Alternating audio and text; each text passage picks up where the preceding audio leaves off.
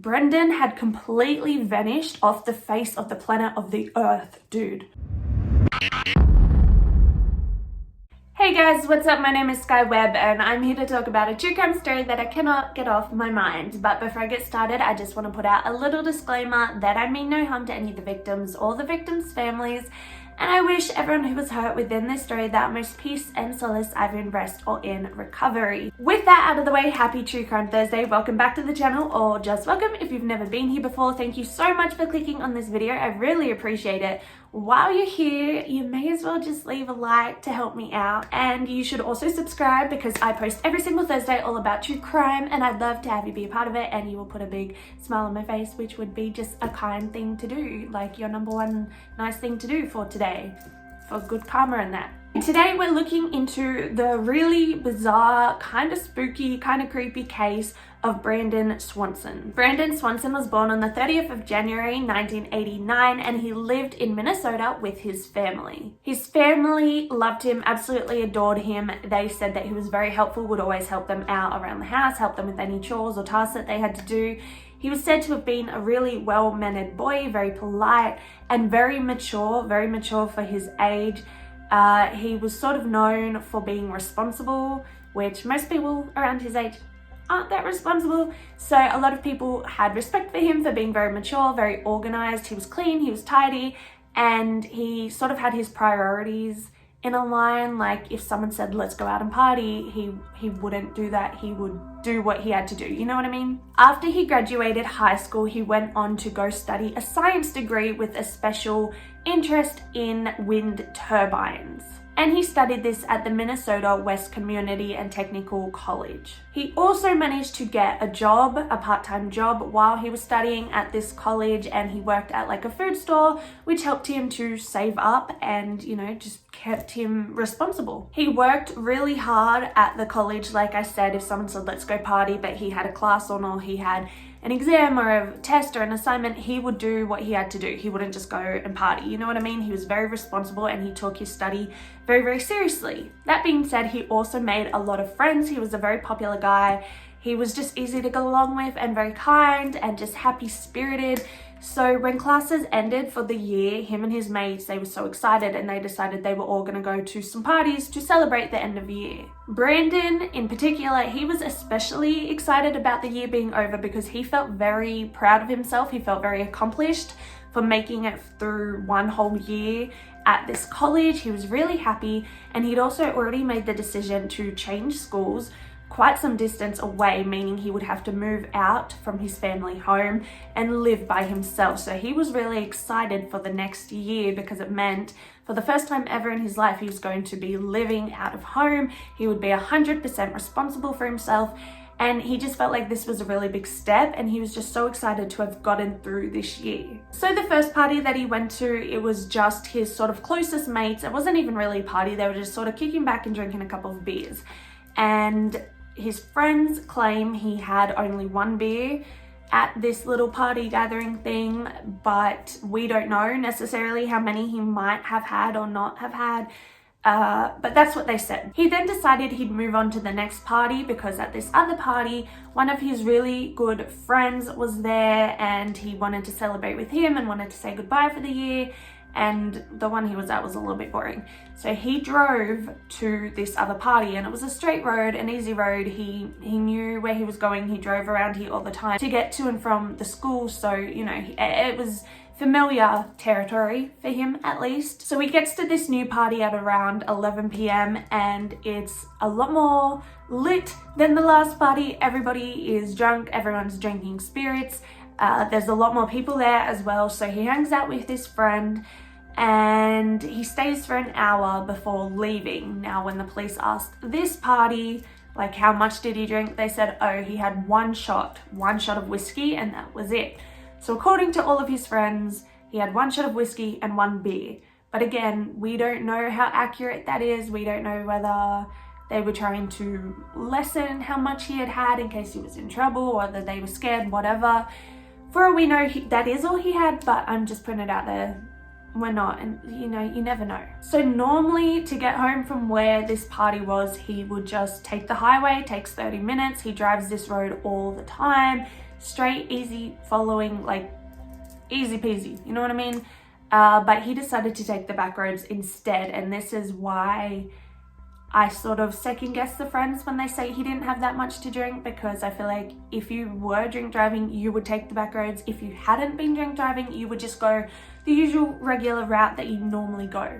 So I find that weird. But the back roads, they're much quieter. They're like those long, dark gravel roads where they're quite skinny. They don't have a lot of room. They're surrounded by like farms or trees. It's just like those small town country roads. That's sort of what it was like. And at one point he had driven down this road that was blocked by cornfields, and he's accidentally driven sort of down and gotten stuck in the embankment, and the two front wheels of his car has come up. But he must not have been speeding or anything, because there was no damage. It wasn't like that. It was just like a slow whoopsie kind of thing, which again makes me think that he was intoxicated, because I mean, not that I would drink drive, but if I was intoxicated, I'd probably drive really slow, trying to be cautious rather than I would to go fast. But the car gets stuck at 1 a.m. and there's just no way out of it. He can't get himself out. The front wheels are literally sticking up. It's just impossible. So he starts calling all his friends to try and get one of them to come help him or to come and pick him up. And none of his friends answer, which if he had been drinking or if he was drunk, and his friends knew about that because they were just at the party with him and they didn't answer his calls, let alone didn't call him themselves to make sure he was okay. What shitty friends.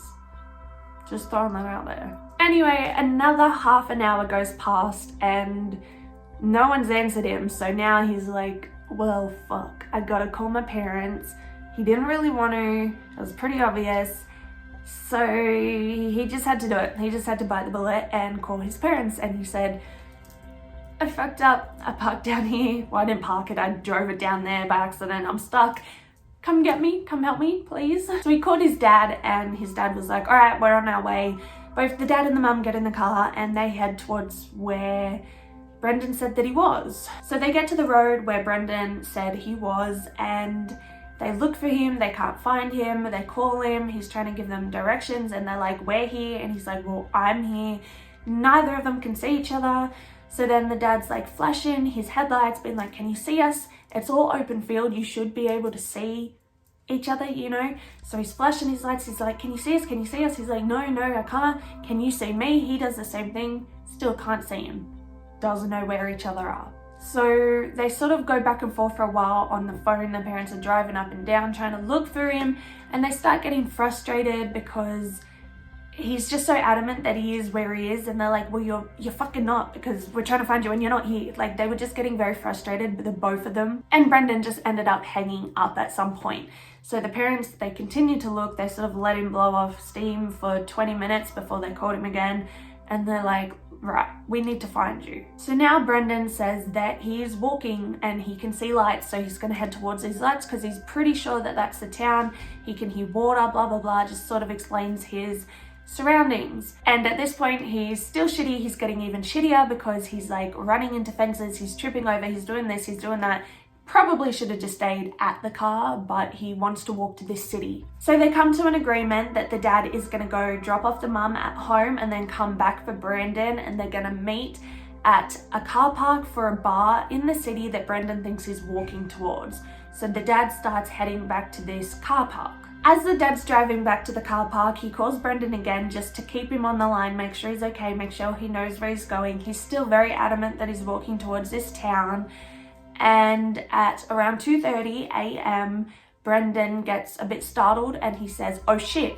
And it wasn't like a, I hit a fence, oh shit, or like, oh shit, there's a spider. It was sort of more alarmed, more panicked than that. So his dad automatically is like, what's wrong? What's going on? Are you okay? What's happened? He's like, Brandon. And the phone has gone silent. The phone's ended. The call's been disconnected. He quickly calls his wife, tells her what's happened. The wife starts calling Brandon, still no answer. It's just ringing out. And then they decide that they need to start calling everyone. They call all of his friends, they call their friends, any family they have, and try and get everyone down there to start searching. And this is all around 2:30, 3 a.m, even later.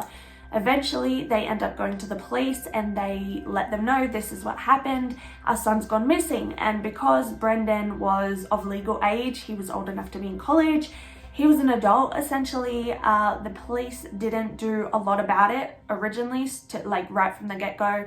And this happens in a lot of adult disappearance cases, because once you're an adult, they sort of consider you to be responsible enough to make decisions on your own and not be tied down to anyone else. So like if you want to go disappear and leave like everyone behind, you can do that, and there's nothing they can do. Like they can't bring you back or anything. That's your right to disappear off the face of the earth if that's what you want to do, type of thing. So they often don't take it seriously because they assume someone has just left. Some states have better laws sort of against that, where they have to put out like an Amber Alert type of thing for adults as well, and they have to take it seriously straight away. But a lot of states still have really poor, obligations around adult missing persons cases, which is sad. After some time goes by and there's sort of a lot of community demand for the police to look into it, they start to sort of have a look into what's going on. They look into where his phone last pinged at, where it was last located, and it's in a nearby area, but sort of the complete opposite direction to where he said that he was.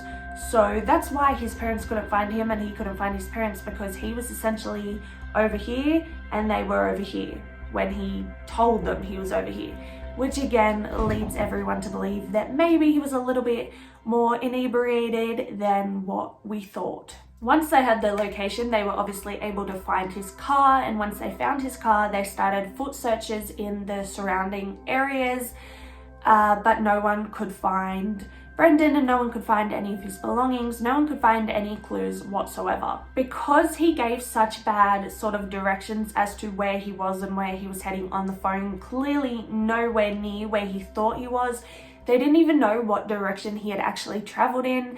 Because it was a gravel road, there wasn't like footprints, there wasn't a trail. They didn't know, so they were sort of estimating where to go at this point. So they had to bring in sniffer dogs, and the sniffer dogs didn't really find anything. Only one dog could pick up on his scent after smelling like one of his clothes or whatever, and this dog took them for a very, very long walk. It was almost 3 kilometers away, and it was like this way, this way, this way. It wasn't just a straight path. There was down different roads, down different pathways, and it came across fences. It came across a river, which was similar to what he said on the phone. He said he was running into fences. He said that he was listening to the sound of water, and the dog actually climbed into the river for a moment before hopping out again and then going further and stopping at a gravel road. Now, the reason he stopped at this gravel road is because that morning that they were searching, the road had actually been re-graveled, so it was all fresh gravel on top of the scent of Brandon.